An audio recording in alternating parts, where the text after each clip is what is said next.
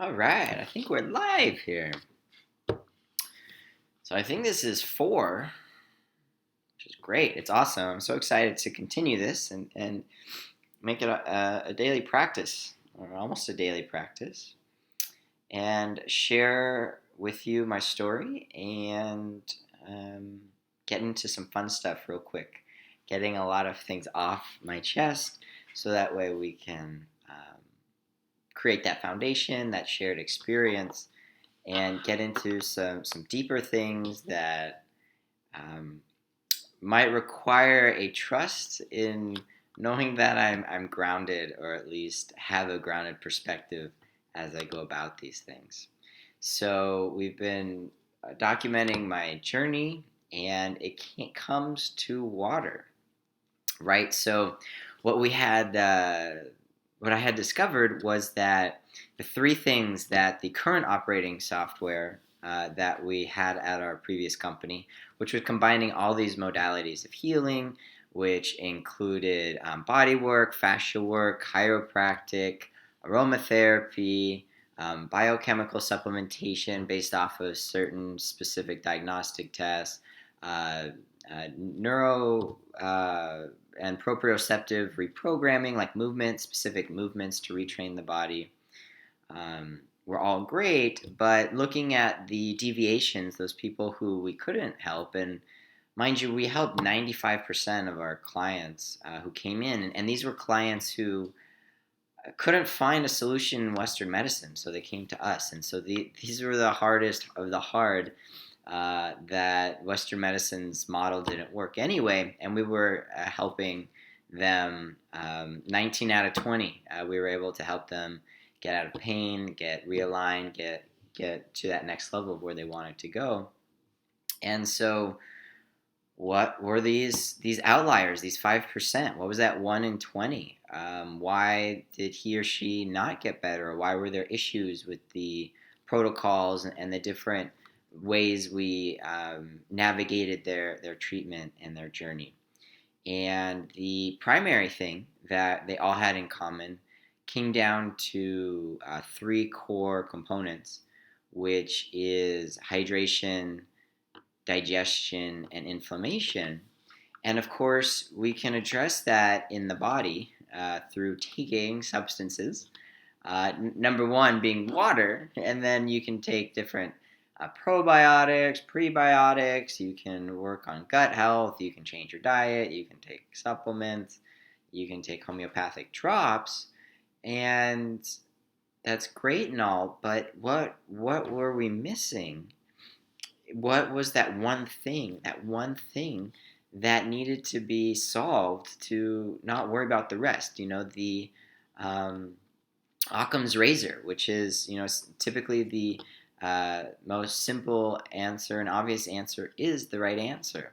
So without getting into all these microbiome tests and genetics, epigenetics, intense things, what could solve this? And well, let's start with hydration. That's the easiest one. Drink more water, right? Well, that's where we went wrong, because hydration isn't just about the water that you consume. It's about, similarly to what you eat, it's about what your body absorbs. And so it's about absorbing the water that you consume. And then we realize that there's certain components that are necessary for your body to actually absorb the water. I mean, there's a condition where people walk around with a big jug and they just drink so much water, they're actually flushing out specific fluids, electrolytes, and whatnot, that actually creates more problems. So drinking lots of water may actually not be the solution. So how do we get people hydrated, not just drinking water?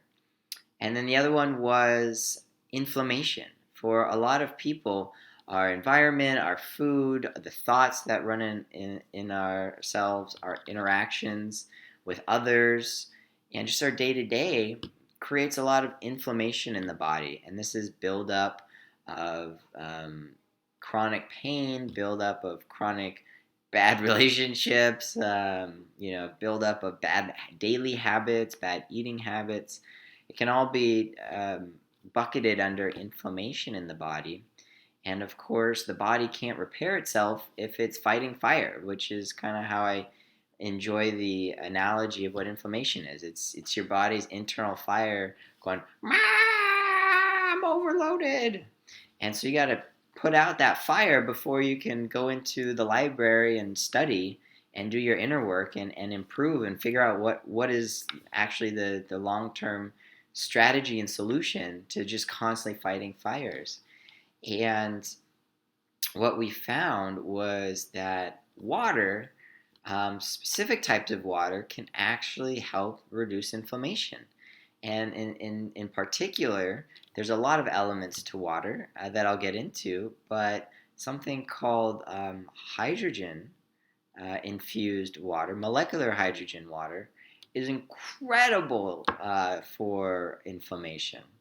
So it's like, okay, hydration, there needs to be some sort of water involved, which, by the way, I'll go into is how you improve hydration is to drink structured water and to make sure that you have enough salt and glucose in your system to absorb it. And so all this like, oh, salt is bad. Salt. Well, what is salt? Sure, if you use specific table salt, which has anti-caking agents in it, then you're consuming excess of that iodine or whatever the anti-caking agent is, which might not be good. If you're consuming salt that is a waste byproduct from the industrial industry, which a lot of salt can be, then yeah, that may not be good. But salt is actually incredible for us because it has minerals and specific trace minerals, all of which are required for us to sustain life. And so you may have heard about Himalayan salt, Celtic sea salt. There's even rock salt from Poland, and there's salt all over the world. And the incredible thing about salt, especially as it's derived from natural forms, such as sea salt, is that the composition of the minerals is most closely associated with the composition of minerals in your bloodstream. So it's actually good for you. Obviously, this is not a doctor speaking, so by, whatever, consult a doctor. But what I found in my research is that specific water vials are actually used in places outside of the United States in place of blood transfusions. Like there's specific water that comes from the ocean that has such rich information and such rich nutrients and minerals that you can plug it on to your whatever it's called to replace your blood. And this has been a quiet thing that has been done in a lot of religions where they don't accept blood. And so, wow, finding out that your specific water can be used to replace blood in your system and as a blood transfusion, wow, that's powerful. And oh, salt in water is good, but specific types, wow. And what's incredible is this thing called trace minerals.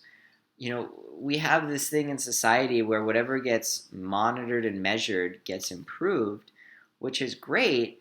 But if we're saying that all we need to do to live a healthy lifestyle is to consume certain things, if it doesn't account for all the other things that we need, then we lose track of those things and we come into problems. So when I grew up, it was all about vitamins. And yes, vitamins A, C, D, etc., B are important. But once again, it's about how it was derived, where it was derived from, and how your body is absorbing it and reacting with it, and what you need in that moment based on your lifestyle and current state. So it created this complexity, almost this whole new bucket. Like insert program of awareness of minerals and where they come from. Insert program of awareness of my hydration levels and how I'm consuming my hydration. And you might say, consuming hydration. What do you mean? Well, I drink coffee in the morning. I drink this in the morning. That counts, right? No, it doesn't, because it's a diuretic. It passes through your body. Okay, well, I drink soda. Does that count? No. Wine, I have to pee a lot when I drink wine or alcohol. That flushes water out of your system. Okay, well, I just drink a ton of water from a jug. Well, does it have minerals in it and salt, and does your system have glucose in it to absorb it? No. Well, then that doesn't count either. And then you research more and more, and there's something called the fourth stage of water, or what some people call gel water, or structured water. And now this is where science is kind of at the cutting edge of things, where everyone has a different name for it, but it all leads to the same thing, is that putting on our nerd glasses, when you look at water molecules, you just think water is water, right? It's just H2O, H2O. Or maybe H2O plus maybe some trace minerals and whatnot. But that's the chemical composition, which is great, which is the substance. But then there's an arrangement of how those substances are arranged. And so, yeah, your bedroom might contain everything that's in your bed, but if you have clothes everywhere, if you have your toys on the floor, if your picture is falling off the wall, then that's not going to be a peaceful, tranquil bedroom. That's a mess. And that's the same thing that happens with our current water supply that we get from water fountains, filters, and even bottled water is not structured water for the most part. And so, yeah, try enjoying a nice nap in a chaotic room like that. Sure, maybe you can pass through it, but what my point is that structured water deals with the structuring of all the chemical compositions, the Newtonian physics of it, so to speak, as they say. And it creates more of a crystalline structure, which allows your body to absorb it better because it goes, oh, I know what this is. I can absorb it better. I can permeate the cell wall. I can be more hydrating. I can deliver nutrients to where they need to go. And all of this I'm saying as sort of surface level science, but mind you, there's significant amount of studies and research that I've done and conducted, and just don't want to go down that hole just yet, because I want to move us forward.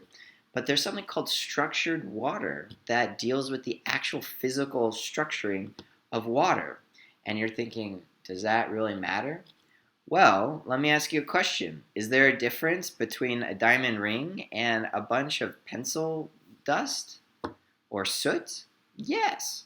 It's all made from carbon, but it's the composition of the carbon, the structuring of the carbon, that makes it soot or makes it diamond. Same thing that happens with water. And there's some really incredible things that happen the more you structure it, and what it can do with delivering certain things like oils and minerals is it creates things called clathrites, which contain specific gases. Anyway, the main point is structured water helps your body absorb water, which means it helps your body be hydrated. And of course, you can drink water. Like I've got delicious structured water here. Yummy. But what you can do too is you can eat structured water. Eat structured water? You cray? No. Fruits and vegetables have incredible structured water in it. So if you are eating a diet rich in fruits and vegetables, fresh, not this frozen and not dried, but fresh fruits and vegetables, you are consuming structured water, which helps your body absorb it. Okay, that deals with hydration. That's good. How about inflammation? Well, as I mentioned, you have molecular hydrogen infused water, where molecular hydrogen is kind of like instead of a carbonated soda, you're putting a hydrogen soda. So it's gas. It doesn't dissolve in the water because you're like, well, H2O, H is hydrogen. No, no, no. We're talking about H2 molecules. These things do escape over time from the water, which is why you have to consume it quickly. But when you deliver that to your body, molecular hydrogen is the smallest element on the periodic table, and it has incredible cell membrane permeability. Remember, I'm trying to like take the nerd glasses off for a bit. But there's over 1,000 clinical studies, legitimate studies, clinically proven to help with so many things that at its core is based on inflammation.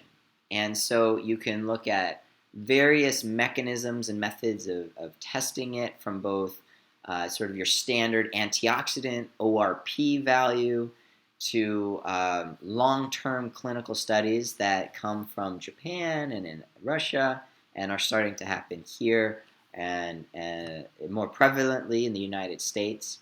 Okay, so I drink structured water with minerals that are from good sources of salts that have molecular hydrogen in it. Yes, if you have inflammation, it's incredible. Well, what about metabolism and digestion? And that's where the secret comes, is because oftentimes we take solutions for inflammation or digestion through pills, which we have to digest anyway. Even food we have to digest. And so, what if digestion could be improved by water? Well, what is digestion? It's breaking down the foods and the things we consume, whether they be pill form or food form, into a absorbable form. And oligio-based, water-based supplements and structured water is exactly what I'm talking about. That bypasses that whole complex conversation about digestion. So you can put in incredibly absorbable minerals and vitamins and water into your system through water. Water is the source. It's the perfect delivery mechanism. So sometimes they say, oh, this is methylated such and such, which increases absorbability, which it does. Or this turmeric has bioperin, which is kind of like a pepper type thing, which increases uptake of the curcuminoids, which is the active component of turmeric, which helps with inflammation, which it does, and it's awesome. I'll tell you, it is incredible, and I've used it, and I love it. But the point is it's an old operating software that doesn't get to this new software that we're heading to. And it doesn't mean I don't use it. I mean, I currently don't use it anymore because of lifestyle changes. But it doesn't mean I don't discredit it, because like if you've got achy knees, aspirin, whatever, like no. This incredible stuff called bis-dimethoxyl curcumin, BDM, is the jam. When you can isolate it and put it into a capsule, that does such wonders. My knees, all my joints, pain went away. Even sunburn, right? Because a sunburn is just inflammation that came through excessive toxicity coming out of your body and the sun's rays interacting with one another. You can see how fair my complexion is, perhaps you could say. So, getting sunburn is a thing, but it's inflammation, and it's also based on your internal body's pH, and all these other complicated things. But the main point is inflammation, and I would take these supplements and all that pain. How you kind of, if you have ever been sunburned, all the pain and heat from the skin that comes out, or like it starts peeling because it's dead. What you do is you just massively reduce the inflammation, and you can actually feel much better at its core. I also took these things on a road to India with me, and I was eating like street food. I went to certain temples and ate with my hands and just did incredible things that most American travelers would be like, you did what? And you didn't take a, anti whatever pill with you. No, I just took this, and it worked like a charm. I mean, there was a time where my son was like, "Rah, rah, rah." I'm like, oh, I need to take like 5 of these, and it worked. It was the greatest traveling aid ever. But the point is if your body can't absorb it, then it doesn't work, right? And everyone's system is a little different. And if you overdo certain things, like if you overdo curcumin, you might see that some of your gut biome might be affected a bit, and so you need to supplement with additional probiotics. And so, of course, when you're playing the internal chemistry game, you're literally like a constant balancer, a constant chemist to manipulate how your body acts. But with water, you're able to just deliver it straight through, not having to play this balancing game, and you're able to see it. You're able to see the results and the absorbability. And what's more is I went on this realization of why is it that we crave pizza, or why is pizza so popular? Question to you: why do you think pizza is so popular, or why do you think burgers are so popular? I mean, now they're kind of getting like negative press and rap, as maybe they should. Probably they should. But why is it? Well, I realized is what we are doing is our body is sensing a need for a specific nutrient, whether it be a vitamin or a mineral or an energy, a calorie thing to break down and do more things with. And we're not quite sure what that is. We're not trained to be like, I think I need a little bit more fulvic acid and just a tad more of magnesium, and I could deal with a bit more of B2. No, that's not how we work. We go, me hungry. Me feel like burger. Well, and then you go out and you buy the burger, and then you get the bun, you get the bread, or you get it protein style, you get the patty, you get the lettuce, the tomato, the cheese, the this, the that, everything on it. Because what that does is it throws everything, every kind of nutrient that your body might be craving into a packaged thing called a burger. Same thing with the pizza, because you get everything you possibly could want on pizza, plus all the toppings. It's the perfect hack into getting customers, because they don't know what they're craving. They just know that the solution is going to be in a burger or it's going to be in a pizza. I mean, it's genius. But what your body really needs is it doesn't need all this extra stuff. It just needs maybe a little bit of iron, or it needs some magnesium or some sodium. Yet you're consuming a giant pizza, or a pizza, maybe even a regular sized pizza. You're consuming a burger. And so what happens is your body has to break that down. That takes energy. And it's like, well, we don't need all this extra stuff. What are we going to do with it? Let's ship it out to the waste product. And then your organs, which are already taxed by your lifestyle, have to work to break it down, metabolize it, digest it, or just shoot it out, when all you needed in the first place was a little bit of this and a little bit of that. But you got this whole big burger or this whole pizza. And so, I mean, it's a genius marketing thing. I mean, when you look at packaging and bundling things, when you make people unaware of what it is they actually need and kind of package it all together like an insurance model, it's just genius. But to deconstruct this, if you're saying, okay, if all I need is a bit of vitamins, a bit of minerals, well, how do I train myself? And that's what I did. I went on a 21-day water fast. And you're thinking, 21 days, what does that mean? It means I drank water and minerals for 21 days. Did you lose a lot of weight? Oh yeah, lost a lot of weight. But what happened was it brought my own body's inflammation way down. I had incredible progress and insight that happened. I don't recommend it for everyone or anyone. Talk to your doctor or whatever about it. And now going through it, I mean, there's people out there who go food free. To be honest, there's people out there who live off of. You're like, what? Food free? Yeah, there's people who live off of just fruit, and you're like, well, didn't Steve Jobs die because he was a fruitarian? Well, there's people living healthy lifestyles on fruit. There's then the next level is when you're a meat eater to be like, I can't be vegetarian. Like, what's life without some steak? I mean, I was that person. I was like, psh, a meal without a protein, without a meat, is just a snack. I mean, I said that as early as like 3 years ago, 2 years ago. Wow. And then you go through this whole mental process of yes, you can live with just you know plant and meat or animal products, and then you go, well, you can live actually just on plants, and so you can actually live off of just water. I mean, you can also live off of nothing, but it's just steps on your process, and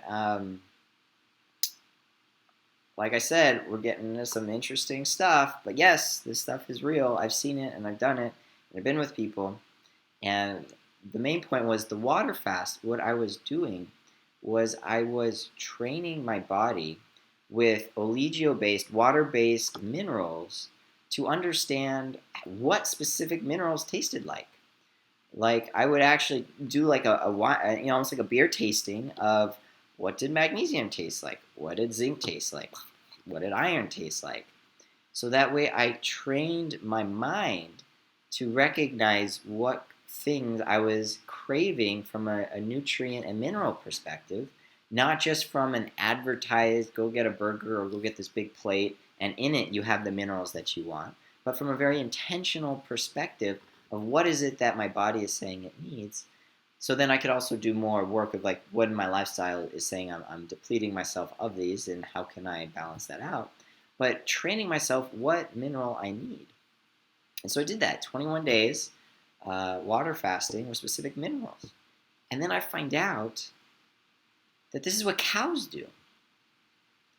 Dairy farmers and cow farmers um, have specific blocks of salt with different mineral compositions in the salt, and the cows just intuitively lick certain salt blocks and then they go on their merry way. They don't know anything that this salt block is a magnesium salt block and this salt block is more silica based. No, they just follow their intuition because they know it's their nature. They haven't been programmed to be like, oh, maybe I should go get this specific company's branded version of this food product because I'm hungry. No, they go, salt. This salt? No, this salt. Yeah, there's salt. And that's what it is they use their intuition, their innate understanding of what it is they need based off of taste. And so you have to rebuild your taste, especially with all these artificial flavorings, preservatives, all this stuff that is just this chemical wonderland just running rampant on your taste buds. And like it's an incredible system in which the food industry has just removed your ability to understand what tastes are actually good for your body. For example, earthy things might, for me, tasted like really, really gross. Why? Because I was used to super sweet things. Give me that ice cream, give me that chocolate, give me that soda. And so things that were earthy, which were actually the things that I needed, it just tasted just, wow, this is wrong. What is this? This is gross. But over time, and in this water fast, and then in my eating thereafter, I developed an understanding of what my body needed. I developed a respect and appreciation for all the different flavor profiles. And I reprogrammed and put in a new program as to what it is that I like eating based off of what I recognize is good for my body and not what some chemist created to sell more of a particular thing and gain market share.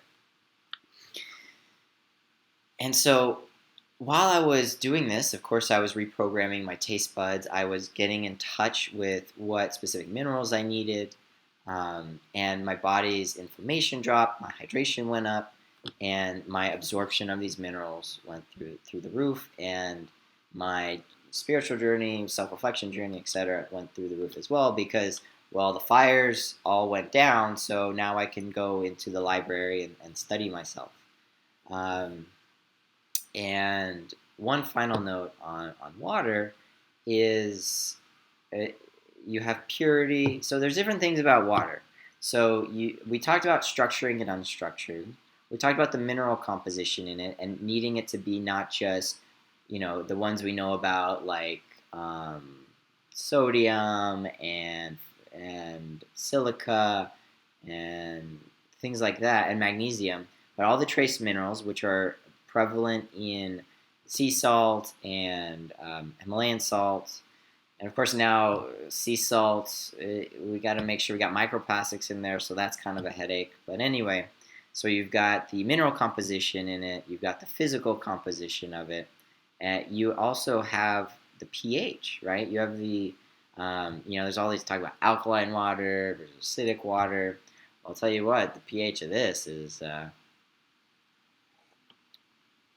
pH delicious. No, it's acidic, right? And so people are talking about, oh, alkaline water is good. Well, good or not, we can go into a different layer, but you have an acidity level of water. And then the final part is, well, it's not the final part, but another part is the purity of the water, right? When you look at your tap water and you look at different government issued statements of purity of what's in water, there's gross stuff in tap water. Why? Well, because it's kind of really hard to distribute a bunch of water to everyone in their faucets. And this water that we're using is contaminated. I mean, right here, you can see, it's kind of hard to see, but I'll shake it up. It looks like milk, doesn't it? Well, this is New York tap water. This is 3 gallons of New York tap water that I have distilled, and this is the remnants. This is all the gross stuff that's left over, and this is the stuff. 3 gallons. I mean, you might consume that in a week. Your body has to process that, and what's in there is gross stuff. So there's agricultural runoff that's in there. There's industrial byproduct that's in there, and more recently there's pharmaceutical drugs in there. What? Yes. Why? Because we're constantly medicating, and hey, let's keep the train running however we got to, but our body's not absorbing those medications, which is why if you look at the trends of pharmaceuticals, there's a much bigger trend to go through straight injection because absorption rate in the stomachs are getting tanked like crazy. So pill form isn't going to work anymore. Sidebar, finished. There are studies in the Puget Sound, the oysters there. There's trace amounts of specific pharmaceuticals in there. In New York, there are certain ones. I must let someone in right now.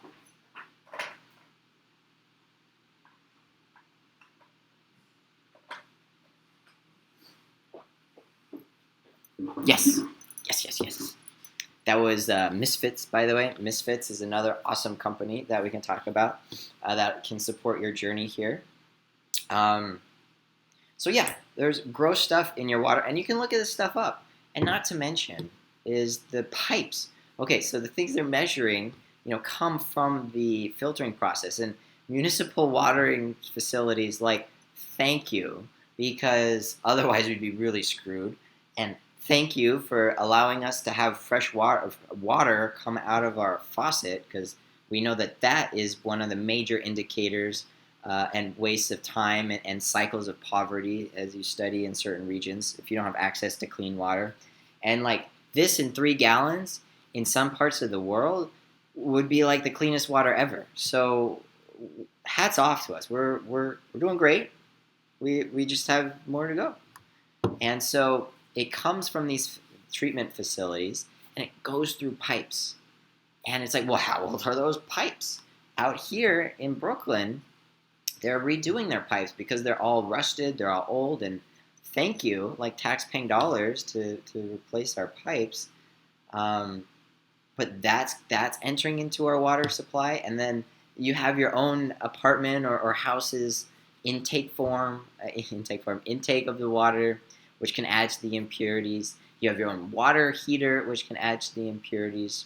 And so it's not just a municipal issue as to the tap water that's coming out, but it is about all systems. And so how do you fix this?